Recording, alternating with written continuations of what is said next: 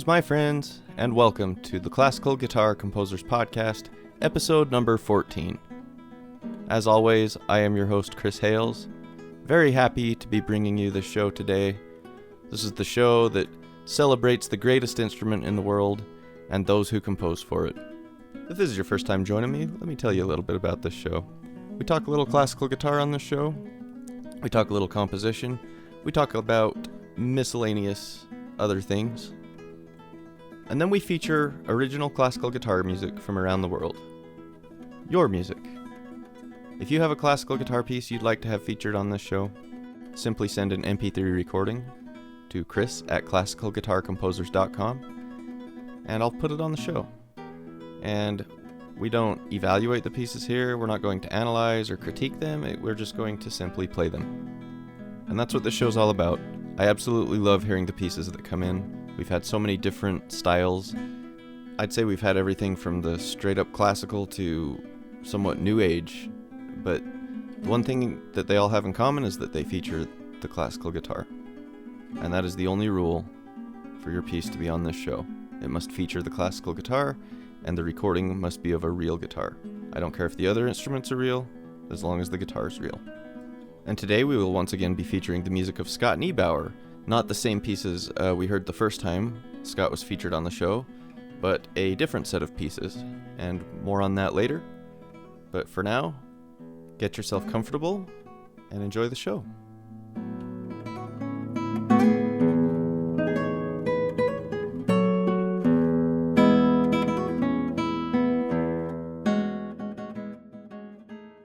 So I got this email I'd like to read. I've decided to read emails as they come in on the show. This was from Larry. It says, "Hi Chris, I just wanted to mention that I recently discovered your podcast via Spotify, and I'm really enjoying listening to them. I've gone back to the first episode and I'm catching up one by one. Very much enjoy the vibe and the musical selections. I'm an adult late beginner on the classical guitar, and unfortunately don't have any compositions of my own yet. But I've turned my teacher onto the podcast, and maybe he'll submit one of his compositions in the future. Thanks, and keep it up. Regards, Larry." Thank you so much, Larry. That's great to hear. I'm glad we seem to be getting new listeners all the time, and thank you for turning your teacher onto it.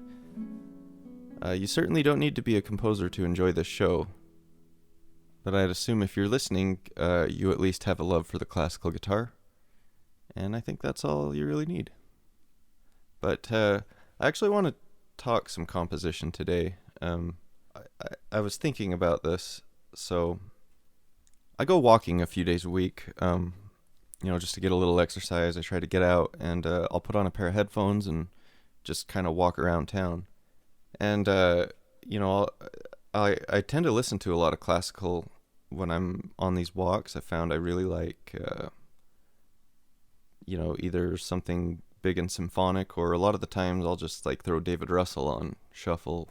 But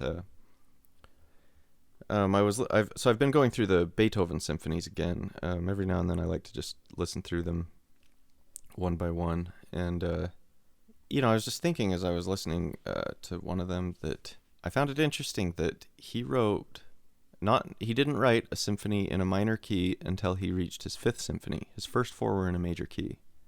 And of his 9 symphonies, only 2 of them were in minor. And I thought, that's weird. I don't know why that's weird, other than sort of balancing major and minor in my writing has been on my radar. It started when, so I used to gravitate toward minor a lot when I was first really getting into composition. And my teacher at the time, I mentioned to him that I like to write in minor keys. And he's like, yeah, well, I think it's easier to write in minor keys. And of course, once he said that, I was instantly started trying to write more in major keys because I didn't want to feel like I was taking the easy way out. Now, days, I don't know that I gravitate to one or the other, but I just, as I was walking and listening to the symphonies and I was thinking about it, I started just doing an inventory on major and minor by different composers and of my own stuff.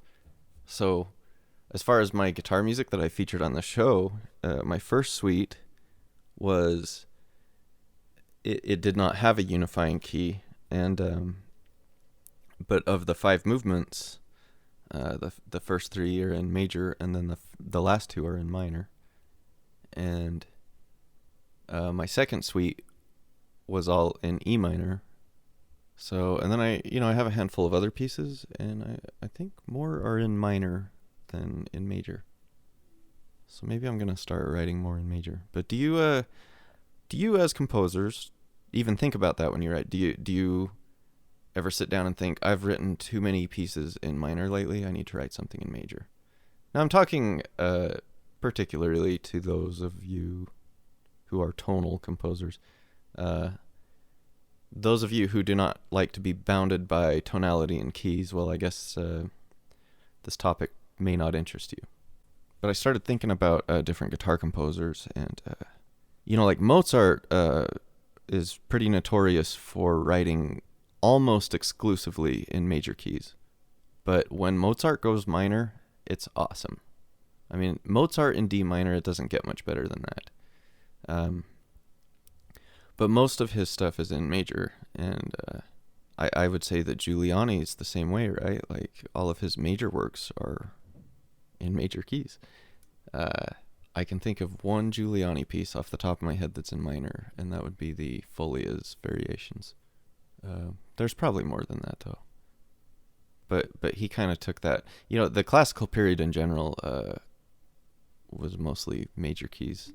I wonder why that is. I have no idea why that is. But with Bach, so let's see. Bach's 4 lute suites. First one in G minor, I believe. So we have a G minor. Oh no, first one's the one that is my favorite one. The one in E minor. Let's see. The E minor, there is the C minor, but it's generally played in A minor on the guitar. I think that one's number 2. I'm not totally sure on the order of those now that I think about it, but I think that's right. I think number 1 is the E minor, then you have the A minor, and then there's the G minor, which was, I believe, a transcription from one of the cello suites. And then you have E major for the 4th one, which is the transcription of the 6th violin partita. So 1 out of 4. Bach liked minor. A lot of Bach stuff is in minor, right? And Bach in D minor is as good as it gets. You have the 6 sonatas and partitas for solo violin, and that would be G minor. Let's see. I think the first partita is in B minor. And you have the A minor sonata, then of course, the D minor partita, which features the great chaconne. So that's 4 minors, and then he did the last 2 B majors. So you have C major and E major, the same as the 4th lute suite. So yeah, Bach seemed to favor minor, I would say. Is this interesting? Of course it is. Now I'm curious. I'm gonna grab some music. I want to look at something. Okay, so I just grabbed off of my shelf the Taroba first edition of Castles of Spain. Or the first volume, I should say. So 8 pieces. These are 8 of my absolute favorite pieces for classical guitar. I think that one of these days I want to incorporate some episodes into this show that just sort of pick apart some of my favorite compositions and talk about, kind of the layers going on. And this would be a good place to start. But yeah, so this first one is in E major, and then the second one is in D major, and then we have a C major. Mr. Taroba seems to like major. Number 5 is in major. Not sure how you say it, but sequenza, the 6th one. Now we have minor, E minor. That's the only one in minor. The last 2 are in major. And I can't think of I don't know what the ratio would be on the Volume 2 Castles of Spain. I don't like those ones as much. I like them, but these 8 pieces are just wonderful. But yeah, only one of them is in minor. Interesting.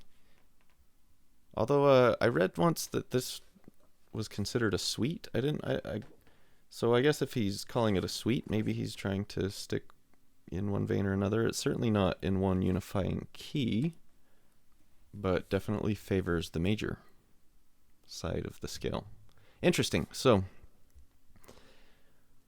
that was on my mind. Only 2 of Beethoven's symphonies were in minor key. And I, of course, have ranked the Beethoven symphonies. And of course you want to know. So I think the best Beethoven symphony is number 3, the Eroica in E flat. I think I would like to have that play me to the other side when I go one day. Yeah. And then after that would be the 9th, and then the 5th, and following the 5th. So there's the 2 minor symphonies make the top 3, but not the number 1 spot. But yeah, after number 5, so in the number 4 spot, I would give that one to number 8, which I think is the most underrated Beethoven symphony. And then number 7. So that leaves what? There's 1, 2, 4, 6. Oh yeah. So after 7, I'd go 6. Just go backwards from there. 6, 4, 2, and 1. Not saying 1's the worst. I'm just going to say it's the least best Beethoven symphony. It is too bad that Beethoven did not write for guitar. He is a wonderful composer. I love Beethoven. I don't know if the guitar has the capacity to host his temperament, but I often wonder what could have been. Same with Mozart. I know there's a few transcriptions, but transcriptions just aren't the same. I think aside from Bach and Albana's, I'd like to hear more original works than transcriptions. Yeah, a lot of the general consensus on Beethoven symphonies is that the odd ones are the best. You just pick an odd number. But I think that not quite true, maybe mostly true, but number 8 is better than a lot of... I think 8's better than 7. I read this book earlier this year. It was called Beethoven's 10th, and it was a fictional novel about some people discovering an unfinished 10th symphony of Beethoven's, and all the aftermath of that, and people fighting over rights and whatnot, and the debate as to whether or not it was authentic, and it was kind of a fun read. But then I read an article recently that said that there is an unfinished Beethoven symphony, apparently. This is the first I've heard of it, but a 10th that is a partial, and apparently they think they can use artificial intelligence to finish the symphony by feeding this computer all of Beethoven's works so the computer can analyze his tendencies and then spit out a Beethoven composition. I think it's the most absurd thing I've ever heard, and I think they need to stop right now. I cannot abide the inevitable debates over whether or not this is a legitimate Beethoven work that will, of course, come about. I can't. I don't want this to happen. But I am very curious about that unfinished work. Is that true? Because reading the guy who wrote that novel's introduction, it sounded to me like he had to convince people that the idea wasn't absurd, that there was an unfinished Beethoven symphony out there. So I'm totally confused on what's out there in terms of a 10th symphony for Beethoven. Anyway, do you write in major or minor keys more? That's what I wanted to know. That's what I'm thinking about. Yeah, I don't know. Look, it's January, and there's just not that much I feel like talking about, I guess. Speaking of books, though, one of my favorite books I've ever read was Dr. Sleep, which Stephen King wrote a little while back as a sequel to The Shining, and we went and saw the movie. It's a little late, like this is a few months later, but I want to talk about this. I loved the book. The Shining's okay, but Doctor Sleep is really, really good. And I hated the movie. I saw the movie, and I don't understand what everyone loves so much about this movie. Especially if you've read the book. My friend at work, he loves the movie. He thinks it's so good. And he was telling me that they're coming out with a Blu-ray edition that features extra stuff. And I was like what? And he's like, well, it's going to have chapters now, like the book. And I said, well, that's about the only resemblance it's going to have to the book. And he rolled his eyes at me, but no, I think it was a disappointing movie. And I also think that about It. The newer It movie that came out a couple years ago, and then they came out with Chapter 2, I guess, last year. I think that might be the most overrated movie of my lifetime. It is a really cool concept, the whole premise of the book. It's a pretty good book with some pretty lame flaws, and it's pretty long, not in a good way. It's not like the kind of book that's long and you are glad because you want more. It's the kind that's long and you're like, when is this going to end? Why is this going this direction? But in general, I love the concept of it. It's one of the coolest monsters, if you would call it that, I think of ever conceived. Just not the greatest execution, but the movie got so much hype about how great it is, and I got coworkers who think it's just the greatest thing ever, and yeah, I thought the movie was not very good. I liked the old miniseries better, which also wasn't very good, but I liked it better than the new movie. Yeah. So, I'll tell you a good movie for January, a good horror movie, because, that's the kind of movies I talk about. 30 Days of Night came out, how long, like 10 years ago or so? Maybe longer? It's not that old. It's a 2000s movie. That's a good movie. 30 Days of Night. There's a good January horror movie. Maybe I will do a monthly horror movie recommendation, tailored to the time of year. Christmas is over. Maybe I'll wait till Christmas. I have a bunch of good Christmas horror movies to recommend to you. All right. I've probably talked enough. Maybe it's time to get on with things. Like in talk radio and stuff, I imagine there's like a ladder you'd have to climb. Maybe intern at a radio station, and I don't know, do you record like a demo tape of you talking about politics or sports or something? And I don't know. But I imagine it's a lot of grinding and working for nothing for a lot of years before you finally get a chance, and whatever. But with podcasting, there are no rules, and you just give somebody some money and then just start talking into a microphone and you have a podcast. I'm pretty sure maybe the one requirement ought to be that you don't speak in a monotone voice.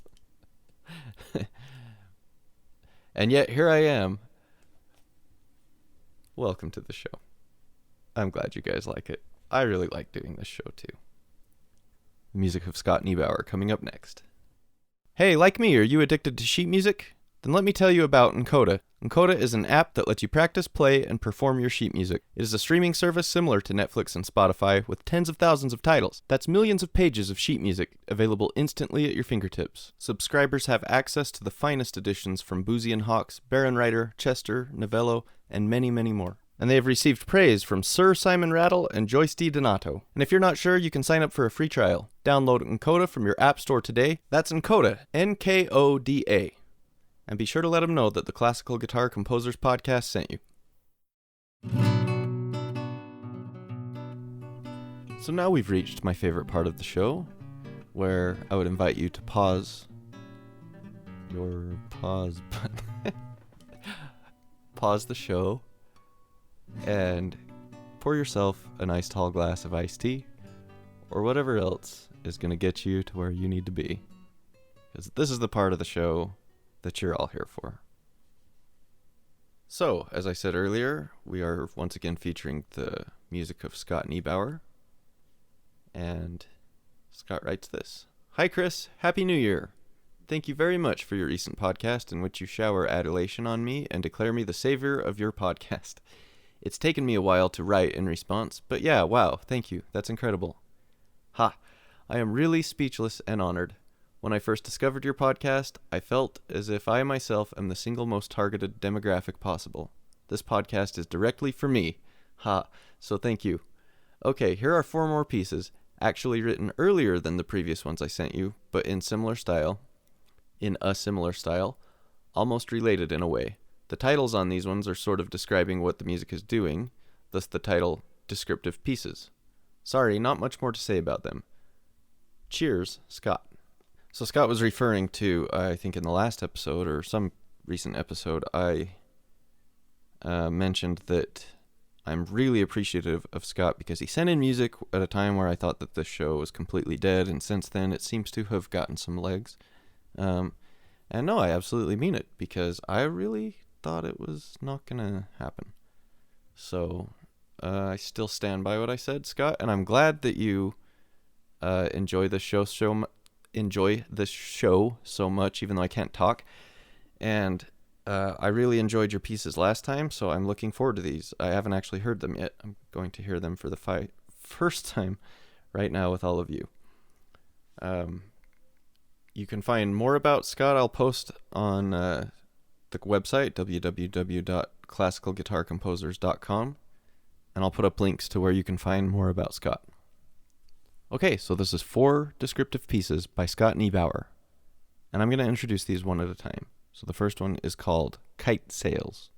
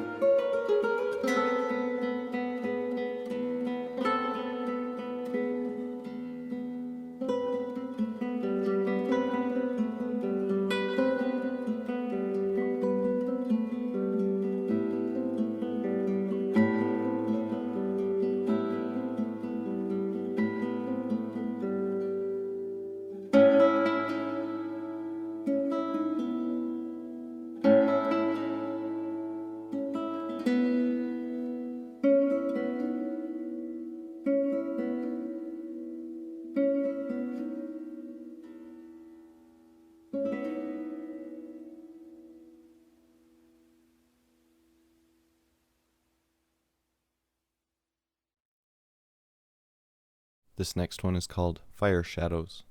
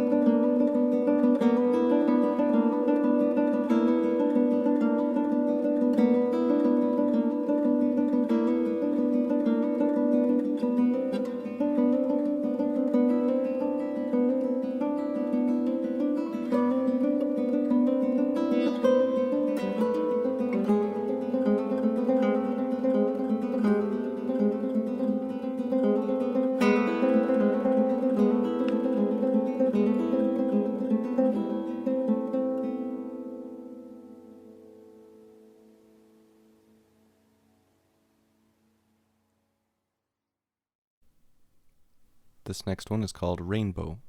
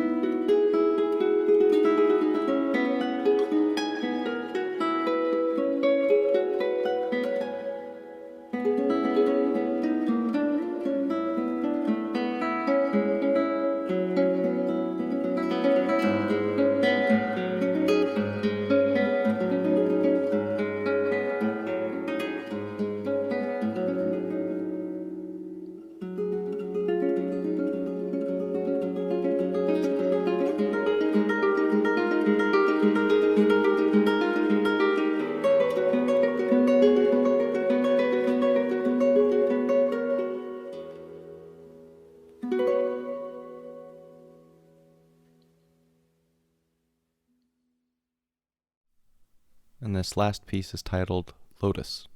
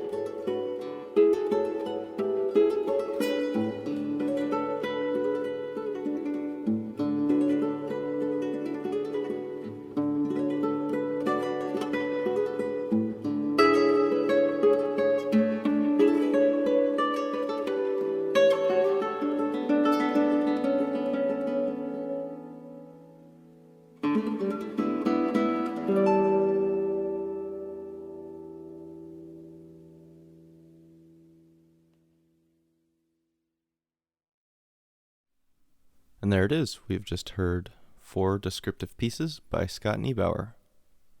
Thank you so much, Scott. I really enjoyed those, and I was following along in the score. And like I said, I don't evaluate pieces on this show, but I'm okay with saying I really enjoyed that, and that I would say there was an appropriate mix of major and minor in there. I see that a band that Scott and I are both fans of, Iron Maiden, are touring next year. Oh no, this year. And I've never seen Iron Maiden.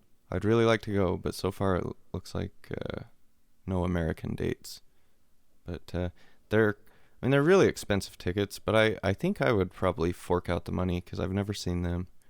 And I'm a big Iron Maiden fan. I particularly, Scott mentioned liking the Power Slave album. I too love that album. There's 3. Those first 3 albums they did when they got Bruce Dickinson, I think, are all 3 amazing. You've got Number of the Beast, Peace of Mind, and Power Slave. And I think all 3 of those are great. Anyway, I see that they're playing in Prague, and I'm actually going to be going back there again, but not during the time they're there. I'm missing them by like a month. Oh well. So once more, thank you, Scott. And a couple of things. If you'd like to support the show, you can buy my sheet music, you just go to www.classicalguitarcomposers.com and click on the link that says sheet music, and it has both of the suites that I've featured on this show before. And that's a way you can support this show and get a little something in return. I'm also on Twitter now, @GuitarHales. You can follow me there and get updates as to when new episodes come out, and pretty much just that.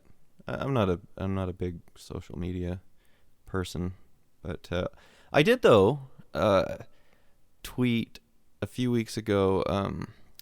There was a composer named Daniel Ainsworth who sent music one time to this show, and he sent me some etudes that he had written. He didn't have recording, but he just sent me the score in case I was interested, and I was kind of enjoying playing through them, and so I just tweeted like a little video of me playing through the first one.